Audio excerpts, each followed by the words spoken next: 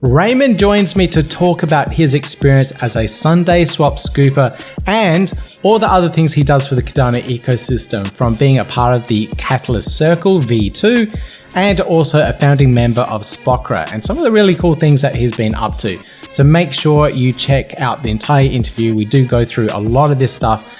All the timestamps are down below, chapters there for you, so you can skip ahead and learn a little bit about everything in the ecosystem and everything that he contributes. If you like this type of content, please consider giving me a thumbs up, click subscribe, and click on the notification bell, and you hear more Cardano content from me real soon. Yeah, gotta do it like that. You've been listening to the Learn Cardano podcast. I have Raymond Mata joining me on this interview from Growpool, stake pool operator, and also a huge contributor to the Cardano ecosystem, doing so much. And I've got him on so that we can learn more about some of these aspects which you may not have heard of before. So Raymond, welcome to the podcast. Thanks so much for having me here, Pete. Pleasure. Now, I think we're going to learn a lot from you. I'm going to learn a lot more as myself.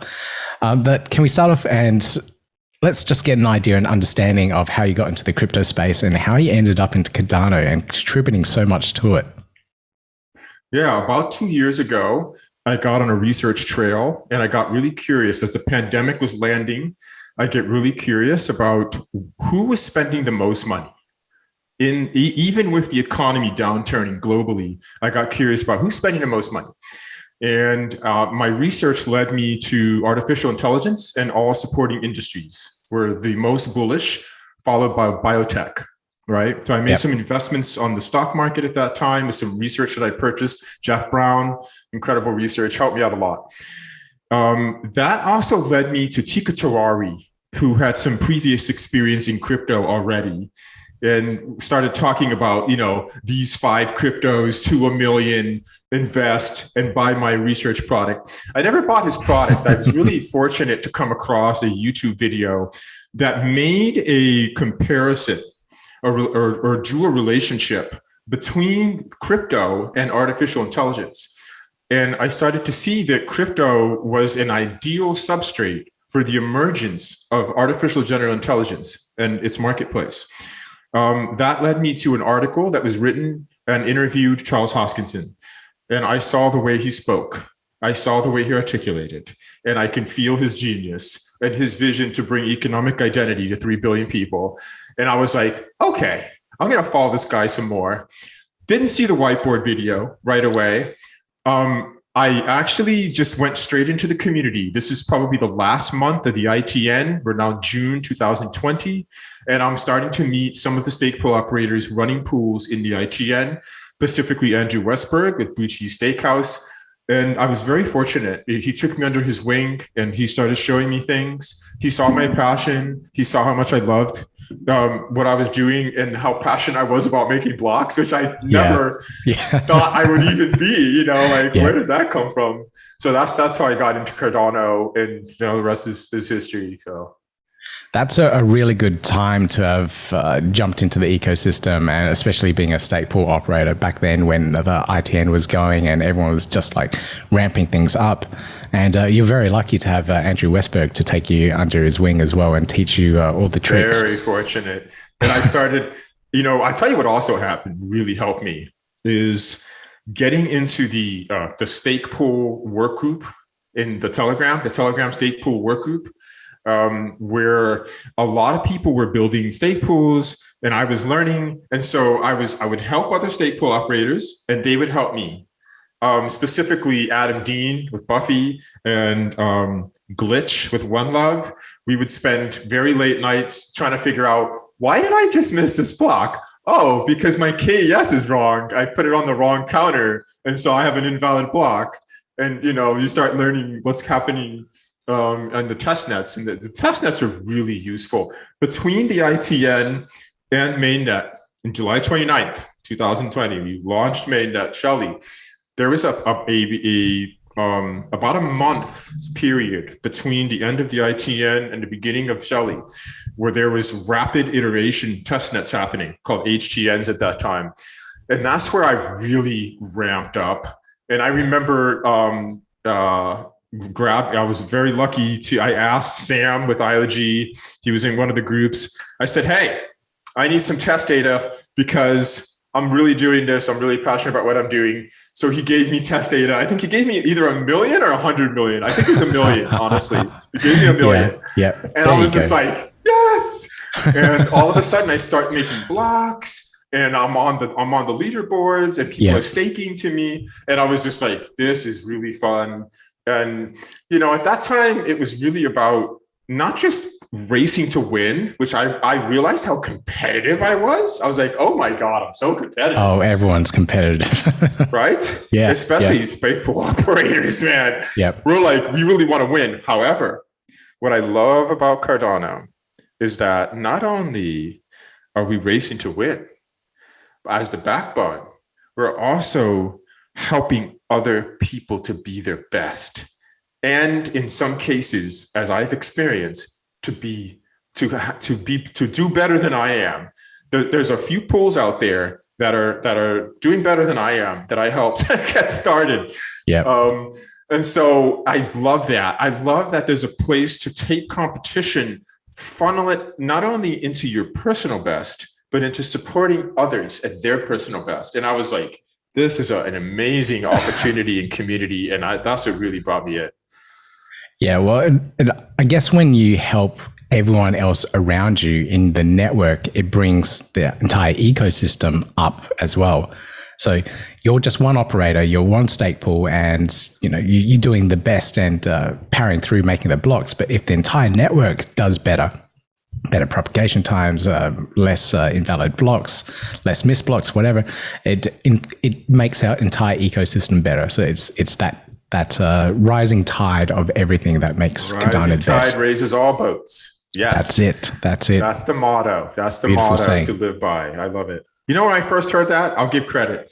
I first heard that from Pi, SundaeSwap. Yep. He did an interview with IOG, and he put that quote out there. And I was like, that's it right there.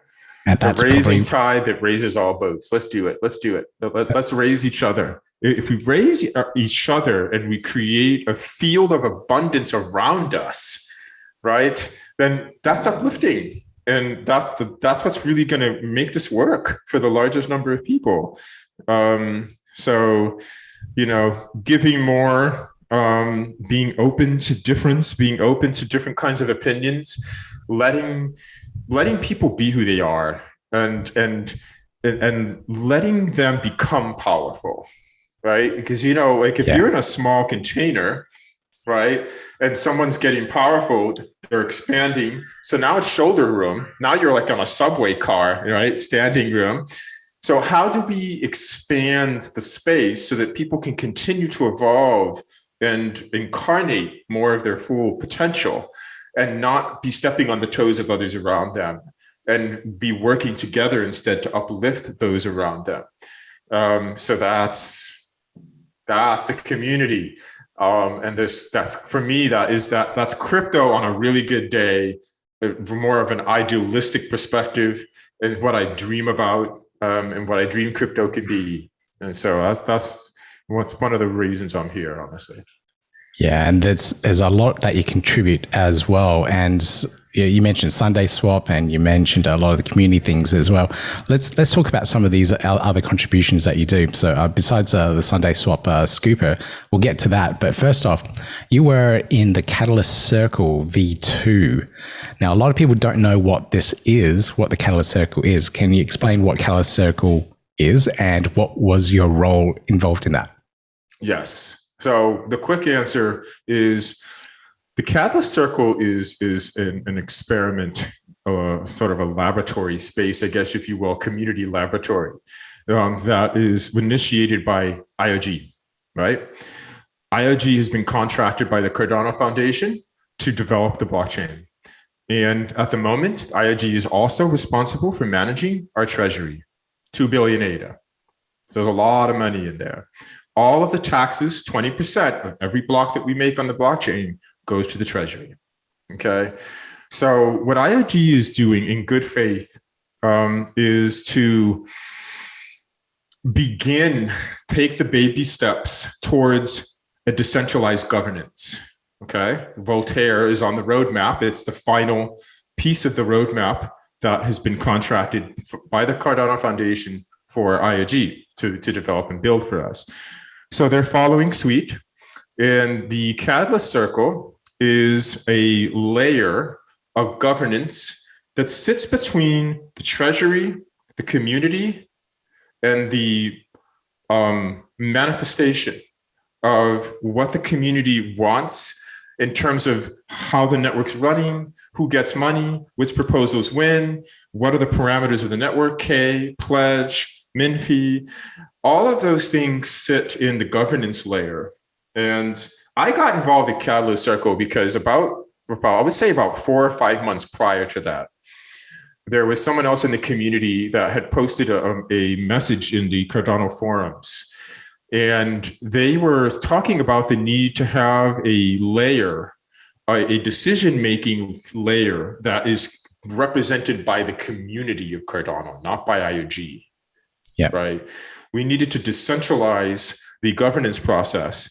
So Catalyst is in its very early stages. Catalyst Circle is in its very early stages, the beginning of Voltaire. Is probably the best way to answer the question.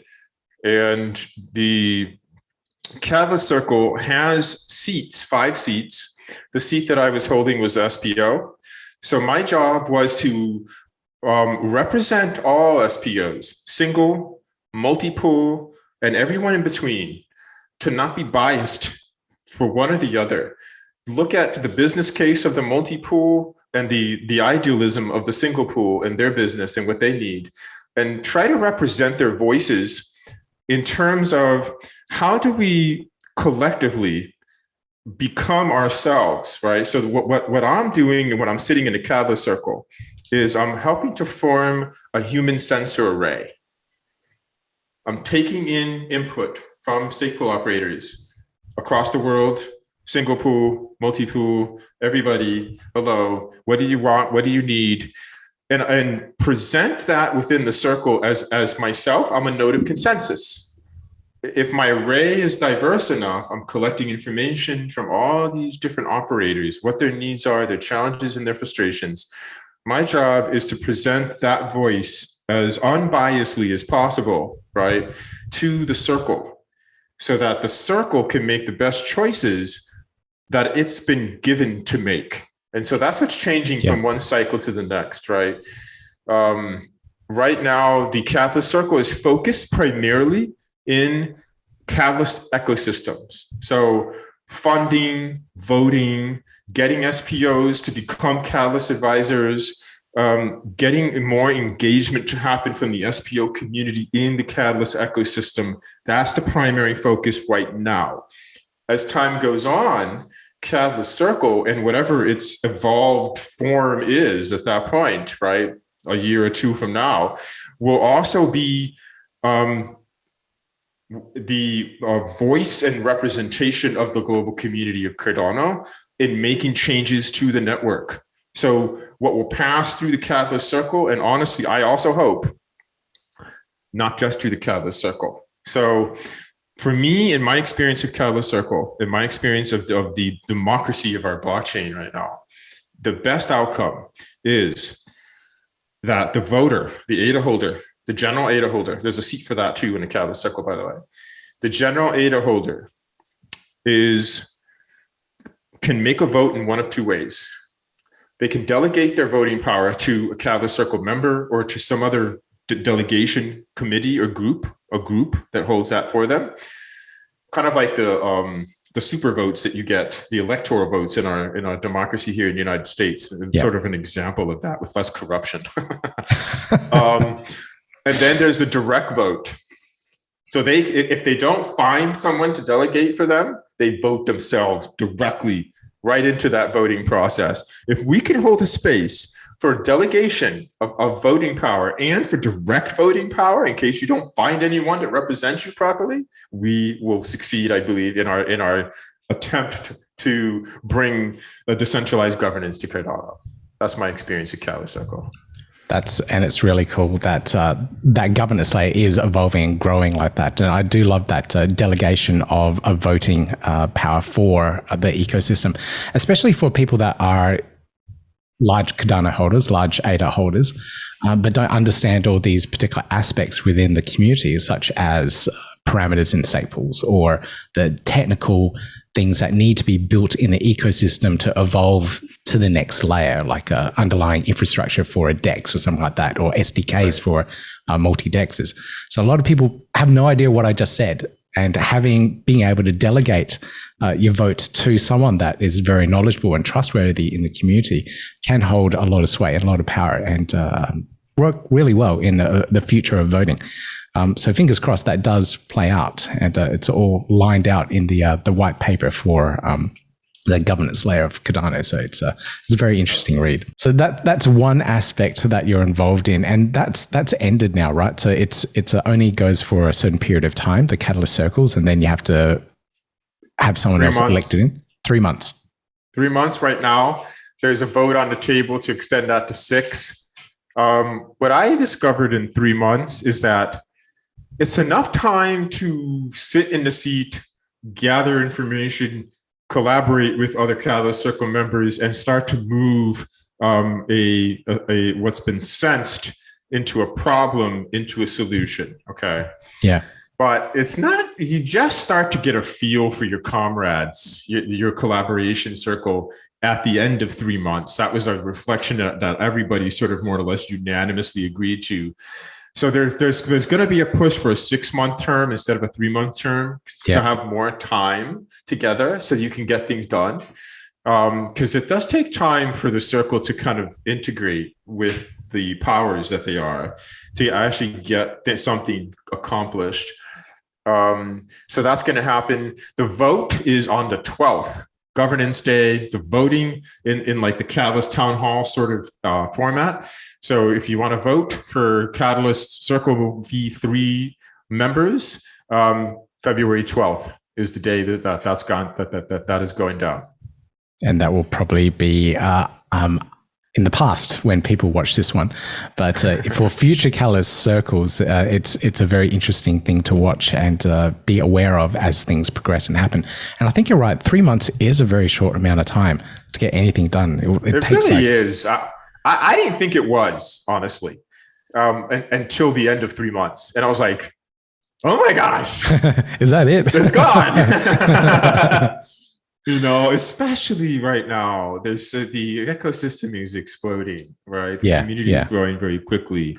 So more now than before, I would say. Yeah. There's so much happening, and you know, every month there's something big that happens. You know, like the next DEX launches, whatever it is, and then you know everyone's jumping on that and all the attention and focus on that one. Then suddenly another one launches, then a new marketplace launches. So it's so much to cover and keep up with. But another aspect that you work with in the community is SPOCRA as well. Now this is one community that I haven't managed to get involved in because of the time differences here in Australia. So all your meetings and everything that you do are usually around 3 a.m., 4 a.m. for me. I'm dead sleep. So I haven't been able to join much at all. But, you know, I've been watching on the sidelines and watching videos and watching what you guys have been discussing. Can you talk a little bit about what SPOCRA is and what your involvement in SPOCRA is too? So what is SPOCRA? SPOCRA was born on August 9th, 2020, shortly after Shelley. A day after Charles did an AMA, a whiteboard AMA, to the community at that time. He said, hey, stake pools need to form a trade association. You need to, you know, vote and work to maintain equilibrium and health of the network and protect your businesses and function as a whole within the community of Cardano. So we formed SPOCRA. Within 24 hours, about 200 SPOs showed up into a Discord that we created, and we started working on this idea of a trade association. So SPOCRA stands for, see if I can remember, Stake Pool Operator Collective Representation Assembly. Stake Pool Operator Collective Representation Assembly, SPOCRA, of course, with Spock, right, doing his Vulcan there too. And so basically what SPOCRA is it was also, some people don't know this, The very first vote to ever happen on Cardano mainnet happened for the current board members of SPOCRA. I'm one of those. I'm a founding board member for SPOCRA. And our job is to actually do what I was doing in the Catalyst Circle, a human sensor array. All members of SPOCRA are human sensor arrays for their communities. Our job is to build communication channels with major ecosystem partners and to always rally on behalf of the health and equilibrium of the network, from the single stake pool operator to the multi-pool operator, and make sure that the backbone of Cardano, the reason why we even have a network, is because of stake pool operators. If we're not here, there is no Cardano. Yeah. So SPOCRA is there to make sure that the network is healthy and well represented as a trade association to other ecosystem partners that are, coming in and wanting to understand stake pools and what they mean and all that kind of stuff. And so it's a very important part of the ecosystem. Like if the incentives aren't there for the stake pool operators, or if parameters change that make it really undesirable to be a stake pool operator, then there'll be no network, as you said. So it's really important that those incentives are there, the operators are taken care of, and everything works as it should. Yes. And the other thing that's happening now, and this is not, by the time you see this video, this is not dated information. It's probably actually very relevant information. SPOCRA has partnered with the Mandala Metaverse project. It is a metaverse project that is building on the Cardano blockchain and other blockchains. It's actually a multi-chain metaverse experience.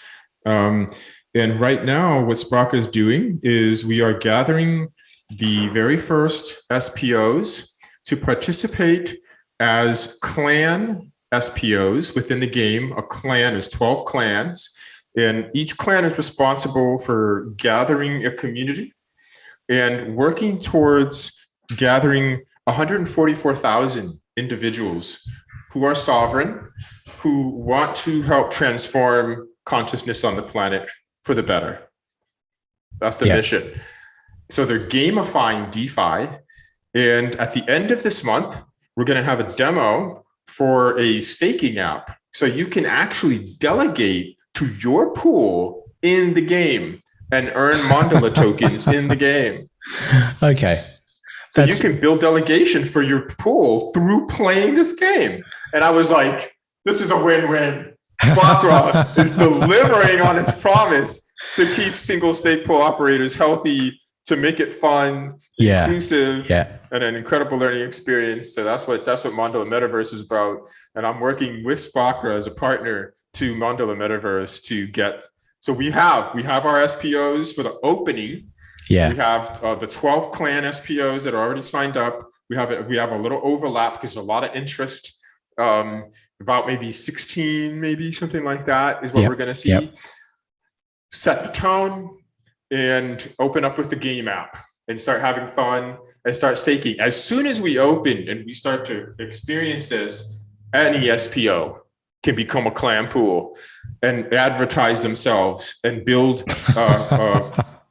so that's what's happening. Yeah, this is crazy. The whole metaverse thing is just exploding at the moment, and having this unique experience just makes it just that much more interesting for people. So I'm looking forward to that. I had no idea this was happening. It's that's why I do these interviews. I learn so many more things. Yeah. So I have a feeling when you check it out, I'll send you the blueprint after this. Yeah. It's about a 10-minute read, and it's a yes or no. Right? You're gonna read it and be like, I feel it. Yes, I don't, and then boom.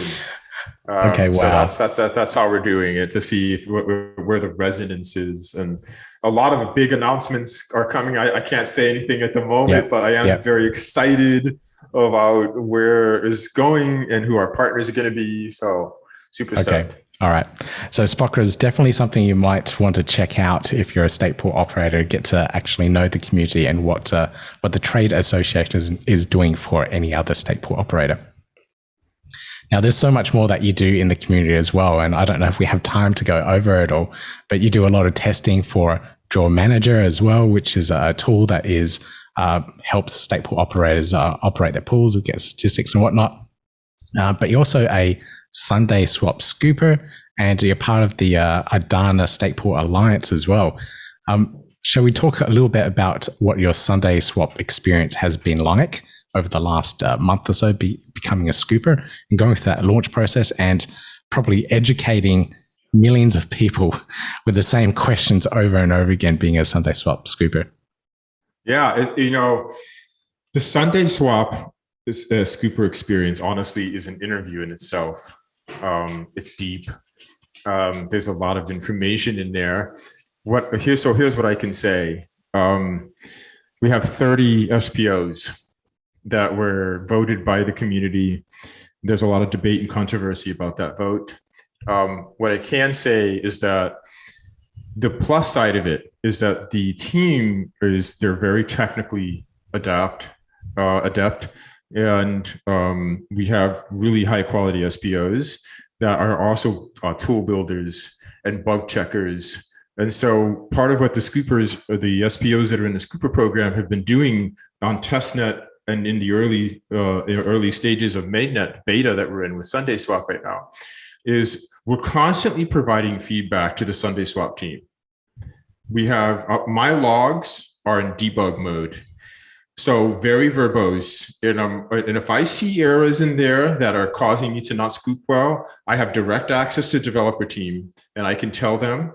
I can also send my logs automatically through the network to the developer team so they can pick up on those bugs. Very, very, very good developer team relationship. We have helped them. We've helped them improve their DEX. Their DEX is better because of the team that they assembled. I would say the primary reason I even became a scooper, two reasons. One is I have a Telegram group and I'm speaking to my delegators, not all of them, but some of them.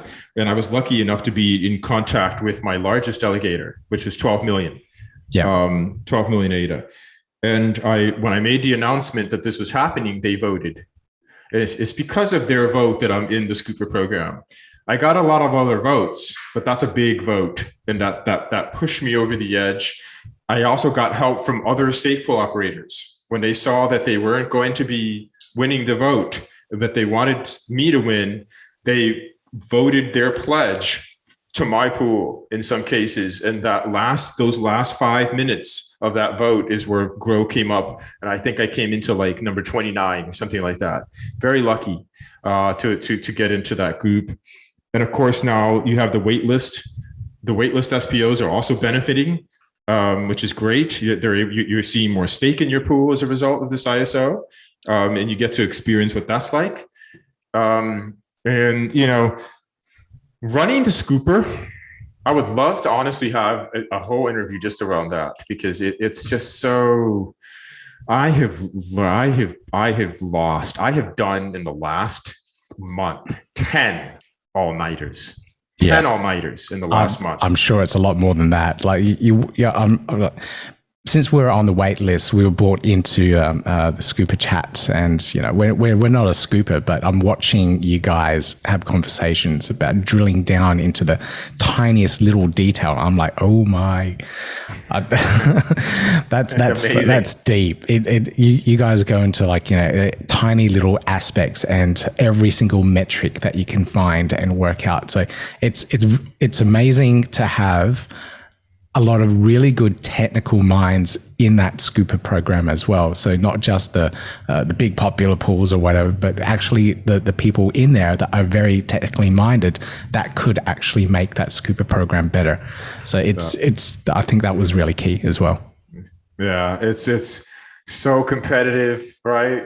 Yeah. I've been at the top of the charts here and there. But being a single pool with only one block producer, I'm at a big disadvantage in that sense. Where the Sunday Scoopers are moving now is we're moving away from block producer injection, where we can actually inject our blocks with some number of transactions. We can't really control how many scoops that we can get into our blocks. We don't have that kind of granular control, but we can put throttles and limiters on the mempools upstream in the relays that are talking to the block producer, and say, hey, I want to have this about this percentage of scoops in the list of transactions. What I'm shooting for right now myself, I want 50% of my transactions to be scoops and 50% of my transactions to be Alice and Bob across the world of Cardano, right? Yeah. At the end of the day, I'm still serving Cardano. That never stops. And the privilege I have here is in serving my delegators also. My delegators want me to do that, right? Because they want to use a SundaeSwap DEX. So I have a call and a responsibility as the operator of my ship to make sure that my delegators are happy. And as a block producer that is in the public domain, I'm not private, I'm public. And so my stake is public. I have a responsibility to serve the entire network. And so I have to make sure that I'm always fair in what I'm doing, even with the tremendous financial incentive that there is for scoopers who perform well. Yeah. There's tremendous financial incentive, which means there's incredible incentive to not be fair and to be greedy and to just take everything for yourself. We're really blessed to have a scooper team that is serving Cardano and wants to be fair for all at this point. And at the same time, I believe the community is learning. Okay, we need to make some changes here to the protocol. We can't be relying on trust. Yeah. Right. Moving forward. Yeah. Do I trust the scooper team? I do very much trust them. Can I trust all scooper teams in the future? No. So the protocol has to be able to protect Cardano's network from that kind of greed and from that kind of prioritization for self.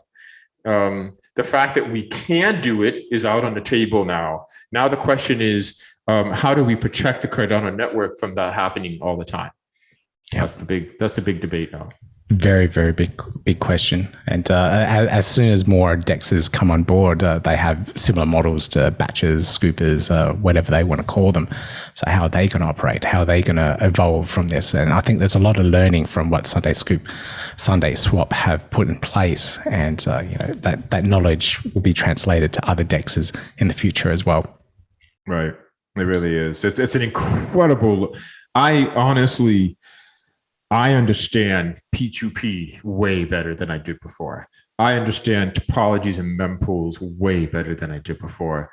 In the node and all of those amazing little buttons that we have in the cockpit as an operator, I can see also, for those of you watching who are curious about our ability to scale, Cardano was built to scale. It's in our config JSON, right? It's in the parameters that we're capable of customizing and changing to move with the demands and the needs of the network. It really is there, and there's more coming. So yeah, it's really, we really have built to scale. We really have, and we'll continue to do that. It's really good to see that. So we're seeing a lot of the delegation for ADA at the moment all going to these SundaeSwap pools, and that this process is going to end very soon, just after Valentine's Day.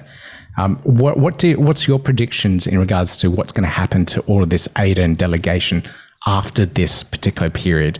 Do you think a lot will still stay with the SundaeSwap Scoopers? Are they going to move to other ISPOs? What's your prediction with what's going to happen? Well, if we look at what brought the stake to the SundaeSwap pools, okay, what brought the stake to the SundaeSwap pools was a strong financial incentive. There is a general consensus, I believe, in our community that the SundaeSwap token is valuable and that the DEX is valuable, and that it's providing a real value to the ecosystem. So the delegator is looking for value and looking to maximize their investment all the time, especially the more active delegators, and we need them. The delegator is the power of Cardano. They are the mining power.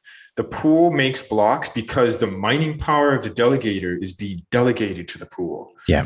And so we're always serving delegators, even before the network. It's the delegators, because without the delegators, there is no network. Yeah. It's both, but it is very close. So because of that, I'm already seeing stake moving out of Grow and going to other projects like Genius Yield and Ray Network and these other DeFi incentivizations that people have. And in some cases, even back to their pools for people who are frustrated with SundaeSwap and don't like it. They just move back. They're like, I don't want Sunday tokens. I don't care about Sunday tokens. And so they move away and they go back to another pool. So what I see is a merry-go-round. I see that we have two major horses on the merry-go-round. So when you come up to the merry-go-round ride, you have two horses. The first horse is SundaeSwap, okay? Mm-hmm. And the second horse is SundaeSwap. And SundaeSwap's a big horse. A lot of people want to jump on that. SundaeSwap 2 is gaining popularity. Now we have Genius and Ray and all these other horses that are lining up. And the merry-go-round keeps moving. And so what will happen over time is delegators will come and they'll get on the ride. They'll get on the horse and they're going to change the horse, you know, and that's what's happening. It's such a great analogy. Yeah, I love it. I love that. You know, so that's what I see. I see stake is moving around. It will move around according to its incentives. I do have a number of SundaeSwap delegators who have come to me. I don't know how much stake they have, but they come and they say, hey, Grow, I didn't even know about you before this. And I really love your mission. I came for Sunday, but I'm staying for Grow. Yeah, that's beautiful. That's beautiful. And so my job now as a stake pool operator is to ride this, you know, because I'm going to lose a lot of stake. It's going to hurt. It's great to get it and it hurts to lose it. So it's going to hurt to lose the stake. So my job is to build loyalty with the stake that I have. And at the same time, help to promote the stake to move to the small stake pool operators that are providing value to the network and that are struggling right now. Right. And there are many struggling. I can't do this by myself. Neither can the 20 stake pool operators that are holding all this stake. We need everybody, I believe, at this point that we have in here. So that's the job. And it's tricky because I'm building loyalty because I want to keep you. And I'm trying to empower you to make the best choice, which includes going to another pool to decentralize. Right. Very much so. That's the job. That's the job right now. So while we're on those topics, firstly, can you just let everyone know what your mission is of your pool? And then what do you think of the future of staking as well? So first off, let's talk about your pool and define its mission, its mission-driven focus, and let everyone know what that exactly is. Okay. So what's Grow up to in the mission-driven space? Grow is flipping the narrative on poverty is what we're here to do. And we're doing that by creating a bridge and a connection between the abundance that we are building here in Cardano and communities around the world that can stand to benefit from that. So we're serving a greater good by aligning ourselves with other charitable organizations like Save the Children, like One Village Project, that already have an established track record of transparency and trust and efficacy and ethics and positive impacts. So these children you see behind me, right? My mission is to help them grow up healthy and sound, to get them out of poverty, which I think I've done with some of them already, and to bring them into the young adulthood. In young adulthood, there's a movement out of Save the Children into the world of the community that they're in, the world of getting a job, the world of having a family someday. So that's what One Village is about. One Village helps the transfer happen between the child that has grown up into young adult and the emerging visionary that they have inside of them, to stand up for their own community and bring their own community to a more self-sustainable place. That's the mission of Grow. to empower, support financially, and in all ways possible, the flipping of the narrative of poverty, starting with the children that we serve and sponsor and other children around the world. That's the primary mission of Grow. That's fantastic. Again, it seems like that whole rising of the tide thing to lift everyone up, and starting there with the village, for example, what you were saying, the One Village program. Yeah, and the One Village is less known. I have done a video on it. If you go to my YouTube channel or to my videos page on growpools.io, go to videos, and you'll see the introduction of One Village into the family of Grow Pools charities. And how I'm doing that and what that's all about, its track record and how that works and all of that fun stuff. You had another question. What was the other question? The future of staking in general. So like now that the general delegation is going to move out to all these different stake pools, and what is that future going to look like for staking? Is the staking business model, running a stake pool, going to be viable long term? And even with parameter changes, is it still worth starting a stake pool and running one at the moment? Yes. Here's why I would say yes to that. It's an interesting time, actually. So what's changing? When I first came in, I was a stake pool operator. I was a technical stake pool operator. I had no idea how much marketing would be involved in building the business of a stake pool operator. Yeah. Right? I didn't think I was going to be spending 6 hours a day in Twitter and Instagram and Facebook and talking to your friends and standing up in front of people in large rooms and doing presentations and telling them about Cardano. I had no idea. Yeah. Well, on the flip side, if you're an Ethereum miner, you just buy a rig, GPUs, turn it on, and away you go. You don't talk about it. There you go. Which is, to me, why proof of work will never go away. Because proof of work does not require a consensus of stake. It doesn't care. It's just mining and solving a complex puzzle, solving it and getting hash power. That's it. That's all it cares about. So that's why proof of stake is really good for long-term, large-scale projects. Proof of work, to me, is really good for smaller-scale niche projects that need consensus algorithm to happen quickly without a proof of stake that takes time to establish equilibrium with. That's my answer to that. So all the proof of work people.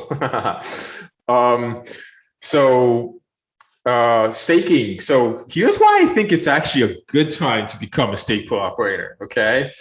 Pledge matters more now. Okay. So the more you have, the better. It doesn't matter yet in the protocol, but it's gonna. IOG is eventually going to change that parameter. There's going to be a sweet spot. We have no idea where it is. I hope it's around 25K, honestly, but I have a feeling it's going to be higher. So here's why I think it's interesting time. It's changing from marketing to partnerships. Ardana, Mandala, SundaeSwap, Plutus pioneers and smart contract authors who can delegate to your pool from a smart contract. Imagine if you have a successful smart contract platform and you're one of 10 pools they're staking to. Thank you. Your stake pool operating business is great. You're going to saturate the pool and you're going to run a great stake pool business. Congratulations. So partnership in the ecosystem is key at this point. Marketing is still very important, but not as important as actually creating new partnerships with these developing teams and these developing new ecosystem partners that are coming in, right? Like look at SundaeSwap to give you an example. To kind of, I think, make right with the community, with the part of the community that was very disgruntled and damaged, I guess you can say, depending on how you look at it, by all the movement of stake into this SundaeSwap pools. SundaeSwap came out and said, hey, we have a treasury. We're going to stake our treasury with small pools, $40 million, 40 million ADA to stake with small pools. Okay, that's going to help, especially if they chunk that out into like 5 mil chunks, right? That's eight pools that they can lift. Yeah. You know, and that is going to be governed by the Sundae token. So if you have Sundae token, you can vote on governance of the DEX. and who stakes to what pool. That it's happening. It's in the background, right? Yeah. So that's my answer. Mandala. Right? I'm bringing that back up because it's big and it's happening. Mandala is an ecosystem partner that's building and gamifying DeFi. If you become an SPO in a clan, you appear in their game, and a delegator who's playing the game can stake their ADA to you and gain Mandala tokens and use the Mandala tokens in gameplay to advance their gameplay. So, you know, it's constant innovation. And it's a really sharp edge too. It's very competitive. You know, being on Twitter these last couple of weeks, it's been rough. The single stake pool operator community is very frustrated. And they are doing everything they can to, you know, educate the community. In some cases, I would say they're attracting the wrong people. They're attracking the wrong people. They're even jumping on me these days lately, and I'm like, what are you guys doing? You know, are you listening? Are you what's happening here? It really feels like pure frustration of, you know, especially where we weren't on. We were on the wait list for SundaeSwap, and we had absolutely no idea what was going to happen until like you know, the very last minute before the ISO started. And by that time, I honestly had given up. I was like, okay, we're at 8 million. It's pretty steady because we have dedicated whales in our pool, and we're minting blocks. They're getting rewards. What else can I do? It's just a pain point at the moment. More delegation will probably leave, so we'll just wait and see. And I think a lot of people felt exactly the same way, but they don't have that dedication of a whale there sitting there on the pool, and they lost even more to the point where they're not minting any blocks. And having the whole of 2021 to build up their pools to a decent amount where they're minting constantly, and then suddenly have it all ripped away, it's a huge frustration. Especially with that whole like voting period that came in, started November, all the way up till now. It's like that was almost like 5 months of, you know, delegation disappearing. So it is hard, and that's probably why there's frustration. Yeah. Oh, for sure. I feel it. I really do. And you know, I just hope that the stake moves. For those operators that are really passionate about the health of our network, about decentralization. There's going to be operators out there that it doesn't matter. They're not made for the business, and they're doing more damage than they are good, and they just need to look at other ways of making ADA. So that's my other message out there is, if the stake pool business is not working for a while, I personally gave myself a year when I first started. I said, I'm going to give myself a year of not having any profit and see how this works out. And I went for 7 months with no profit before I started seeing success. And now I'm in this business, and there's no guarantee. Right. After this ISO is over, when I came into this ISO, I was 26 million. If I can find loyalty at 32 million, I'll be happy, because I believe that K is going to change, and if it changes to 1,000, that's the next saturation point. It's 32 million. Right. So you know, I'm happy to be where I am, and I'm doing a lot of good with it. Right. The charity is getting more money. The donations are bigger. We're making a bigger impact, and there's a lot of good being done just through us. So that's a really good thing. And I see that, you know, there's a trade-off. You know, am I a compromise? Even with 65 or 64 million that I have now, is that somehow compromising? You know, or is, you know, if you look at even our chief scientist, you know, what have they gone for? The game theory says currently, saturate your pool. and don't multi-pool. That's the game. Saturate your pool and don't multi-pool. However, there's a failure that's happened in that space, and we're seeing it. There's a lot of trust that was put in delegators to make better choices than they have been making.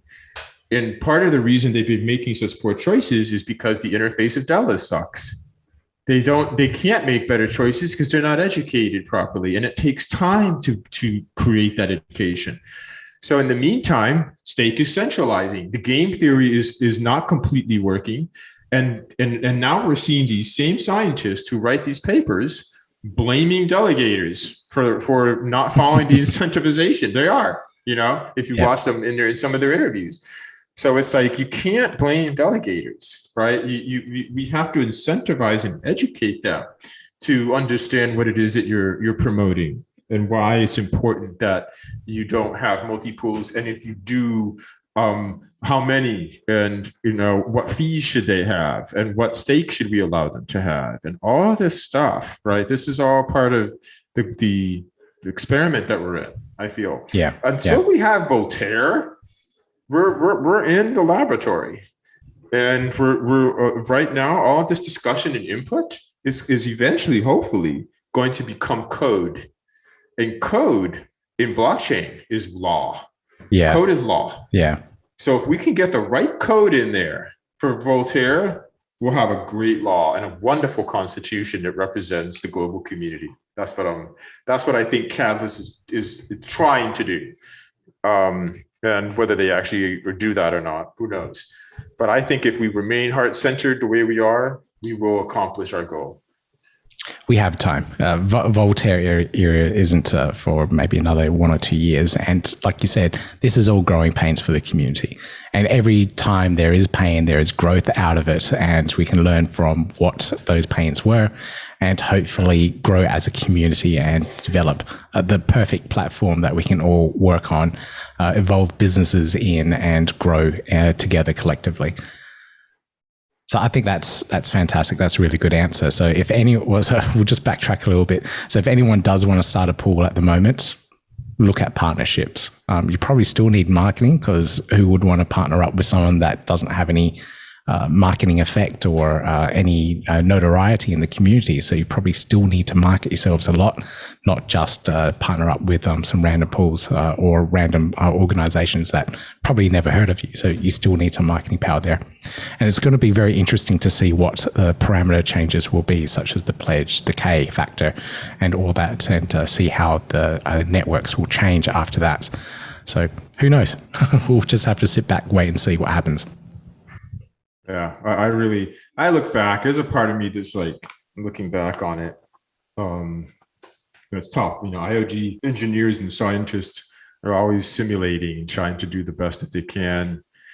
I think that if we had come out of the gate with pledge factor mattering more, we wouldn't have all these crazy pools in such a proliferation holding so much stake. They wouldn't have been able to afford it. Yeah. They would have had to have limited themselves, and then the K parameter helps move the stake around, and min fee maybe even to help incentivize delegators to pools that have smaller stake, right? Because the min fee cuts off the reward to the delegators and gives it to the pool owner if they're not making enough blocks. So I feel, in retrospect, and I'm willing to bet that they would probably agree at this point that could have been done differently out of the gate. Make pledge matter more, number one. Not that I don't think Binance could have. I don't know if they have more ADA. I don't think they could have spun up that many pools with that mistake if pledge mattered more. I think they would have had to limit themselves in how many pools they have. That to me is going to be the real challenge moving forward, is how to get, 12% of our stake out of that exchange and into the hands of single pool operators. Single pool operators currently control 17% of the stake. The biggest group in the ecosystem, single pro operators were 71.57%, which is great in terms of the size of our group. That's what you want to see. You want to see that group always be the biggest group. Yep. As soon as the single pro operators are not the biggest group, watch out. Yeah. And so yeah. I would definitely like to see that change. Right. Time will tell, and we'll see what the simulations and parameters will bring for us all. It is an interesting factor, though. I'll just touch on this quickly. Like, if the pledge, the AE naught, is changed, where you do need a lot more ADA to be able to run a successful pool, even at 25,000 ADA, if you weren't in early buying ADA at cents or 10 cents or whatever, that is a big financial investment you need to put in. So it really puts off anyone starting a pool now if they don't have a spare 50K lying around to put in 50,000 ADA into a pool. So that's a hard aspect as well. And here in Australia, like the price of ADA is $1.50 Australian dollars, and that's quite a lot to fork out for 25,000 ADA. So balancing act there. I'm glad I'm not the one making the decisions. That's all. Right. Not entirely. It's our voice. Yeah. Right. That's why this interview, our participation in Catalyst, and in the overall discussions of the community, because the code is being written as we speak. Yep. And so our inputs matter. And if we want to be included in that code of Voltaire that becomes law, that can be changed, of course, in the future, but as it comes out there, then we have to have these discussions. That's the only way we're going to make it better. Let's start that era off on the right foot. Okay. Well, this has been an absolutely fantastic conversation. I've learned a lot out of this. Now, where can people go to find out more about your mission-driven stake pool, grow, and to find out more about yourself as well? To find out more about mission, us, grow, specifically in our mission, you go to growpools.io. Go to that website. Everything is there, including our grow token, all the fun stuff, our mission videos. You'll get loaded up with it. You'll see a little bit about me there as well. I'm probably going to open up a new page. There have been some interviews lately, and some people have done some articles about me and stuff.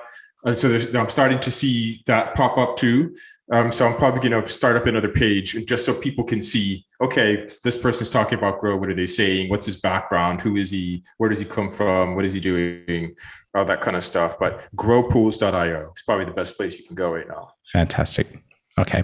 Again, I'll put all the links to it in the show notes and the description so everyone can find it. And Raymond, it's been an absolute pleasure having you on the podcast, talking about all these different aspects of operations, stake pools, and whatnot. Thank you for joining me, and we'll speak again soon. Thank you, Pete. Some of the insights that he shared as a SundaeSwap Scooper are pretty interesting, and I think I'll do a follow-up interview with him and maybe another 2 stake pool operators to talk about the experience and what the ISO was like from an operator's point of view. If you liked his stuff, please check out the links below for his stake pool Grow. You can find the ticker on any of the wallets, and you can find out more about how he contributes to the Cardano ecosystem. Check out Mandala Metaverse. Seems pretty interesting. Again, I'll put a link to it in the show notes for you. Now, if you like this type of content, please consider giving me that thumbs up, subscribe, notification bell, and hear more from me real soon. Yeah, gotta do it like that. You've been listening to the Learn Cardano podcast. Gotta get it hype. Crypto is what we like, but this is not investment or financial advice. Gotta do your research, cause it's risky. We know it is. This show is educational and it's informative. Crypto's the future, really, it ain't no debating.